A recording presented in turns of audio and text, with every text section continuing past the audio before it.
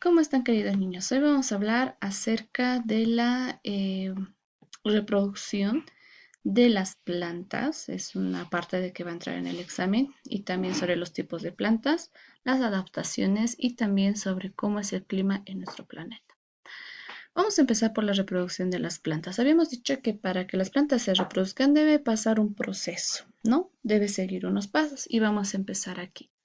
El primer paso menciona la flor.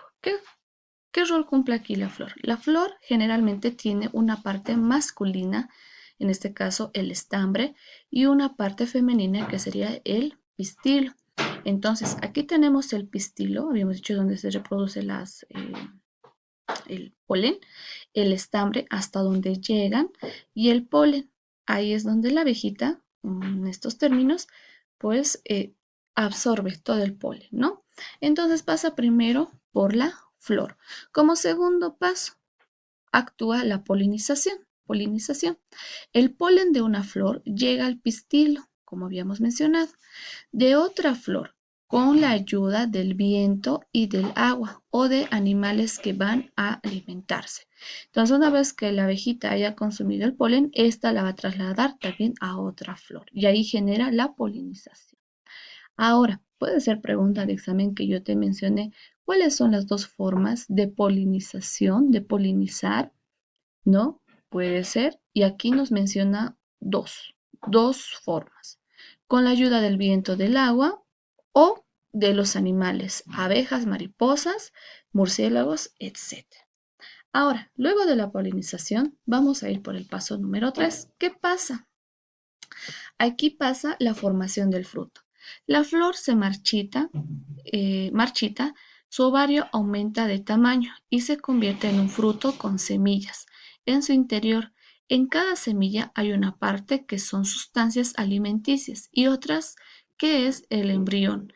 Este es el bebé de la planta. Entonces, una vez que ya se haya polinizado, ¿no? Haya dejado la abejita la polinización, pasa a la formación de fruto. ¿Qué nos dice en la formación de fruto?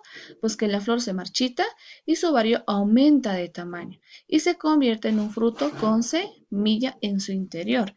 En cada semilla hay una parte de sustancias alimenticias y otras en el embrión. Este es el bebé de la planta. Y aquí tenemos el ejemplo, ¿no? Se marchita la flor, luego aumenta el ovario, tamaño, y se convierte, aquí tenemos, en semilla. Y a partir de su interior, pues hay una parte que son unas sustancias alimenticias para el embrión. En este caso, este sería, como menciona en el libro, este es el bebé de la planta. Ahora vamos por el cuarto paso. ¿Qué pasa? La dispersión de la semilla. La semilla es alejada de la planta madre con la ayuda del viento, del agua o los animales o las personas. Esto se permite con encontrar lugares donde pueda germinar, ¿no? Entonces, una vez que pueda, ya sea como nos dice, ¿no? Em, la semilla es la madre de la planta. Es la planta madre y con la ayuda ya sea del agua, del viento o de los animales y también de las personas que van sembrando, esta permite encontrar un lugar donde pueda germinar, ¿no? Entonces aquí vemos un ejemplo de un animalito que al consumir algún fruto, pues ¿qué va a pasar? Va a pasar que se pueda dispersar las semillas. Luego, por último paso, pasamos al punto 5, la germinación de la semilla. ¿Qué pasa aquí? El embrión crece gracias a varios factores, como temperatura, luz, humedad, oxígeno y sustancias alimenticias. Luego, cuando ya ha formado sus hojas, comienza a elaborar su propio alimento mediante la fotosíntesis. Ya hemos mencionado qué es la fotosíntesis, ¿no? Entonces, son las 5 etapas, 5 procesos para la reproducción de las plantas.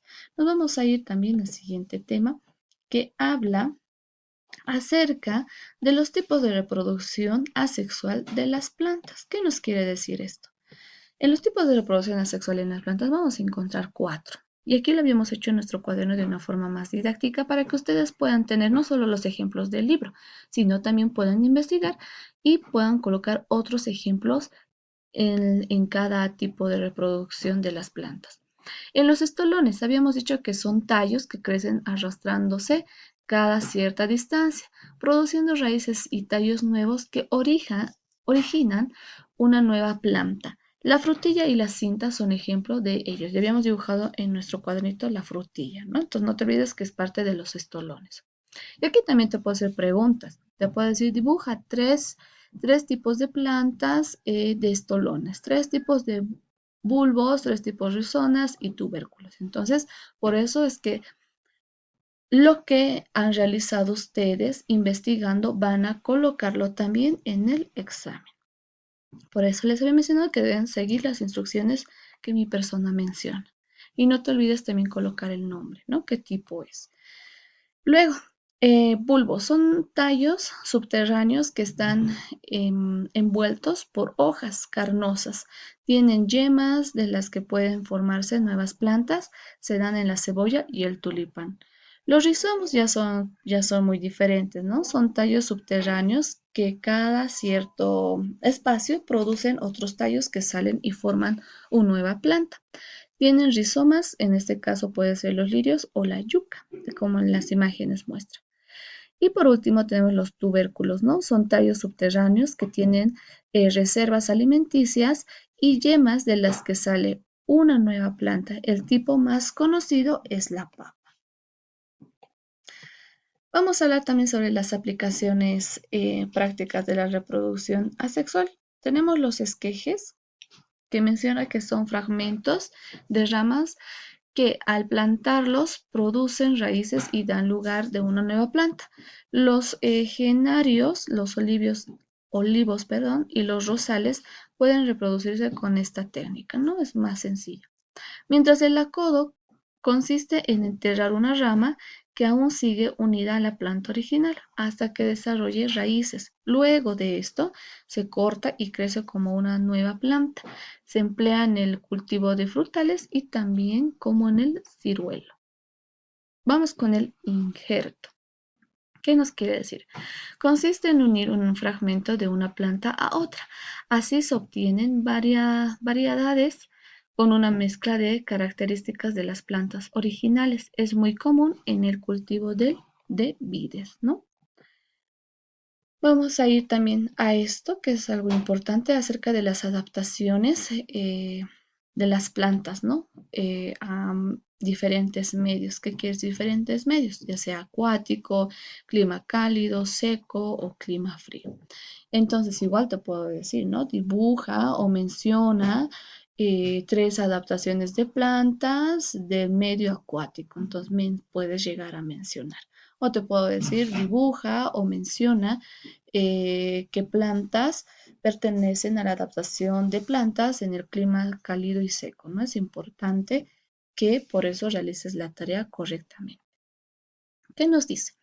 Medios acuáticos. Las plantas que viven en medios acuáticos, ¿qué quiere decir? Debajo del agua o dentro del agua, necesitan recibir la luz del sol, ¿no? Tanto el agua como el sol. Para ello tienen diferentes estructuras que las mantienen en la superficie. Por ejemplo, los nenúfares poseen hojas que en su interior tienen grandes espacios de aire.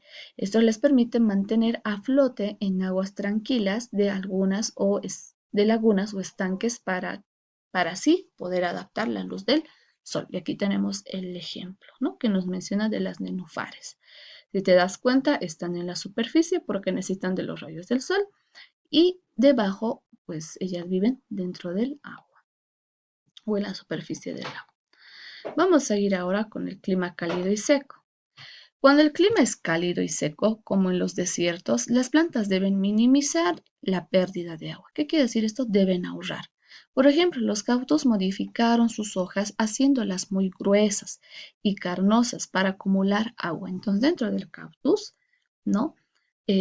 Como estas plantas viven en el desierto, acumulan agua, ¿no? Y como nos menciona, sus hojas son muy grandes y gruesas y carnosas.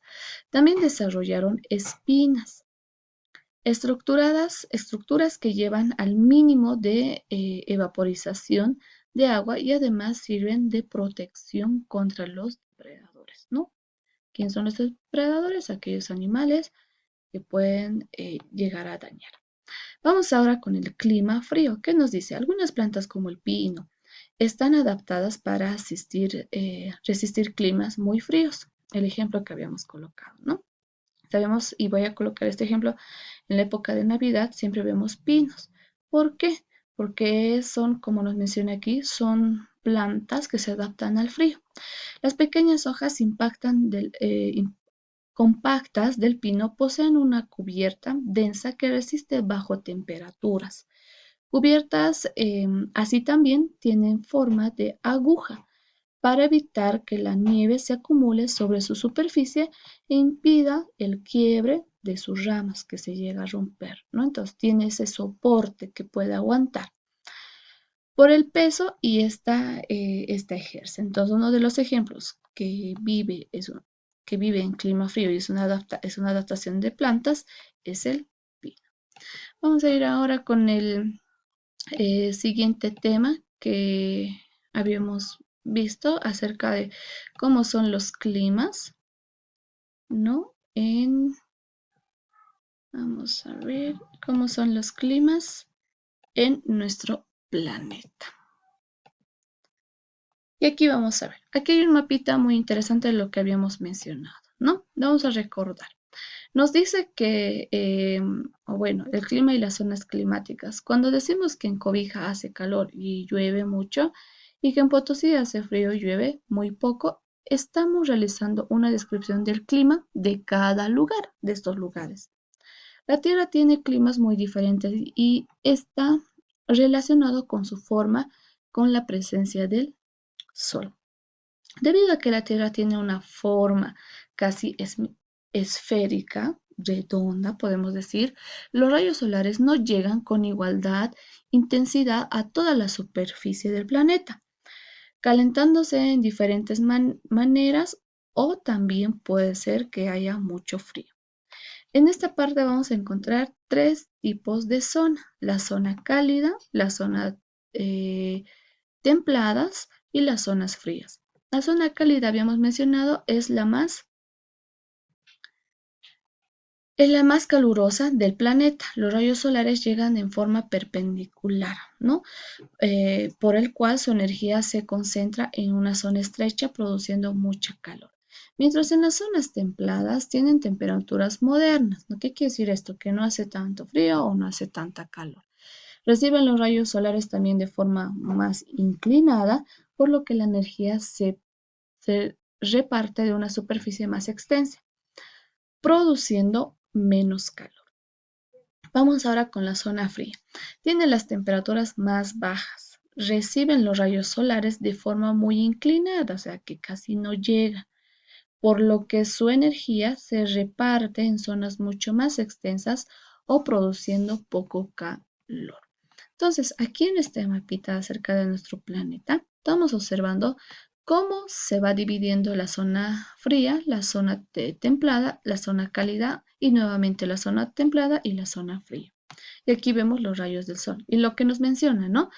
Que cada una de estas tiene una inclinación diferente.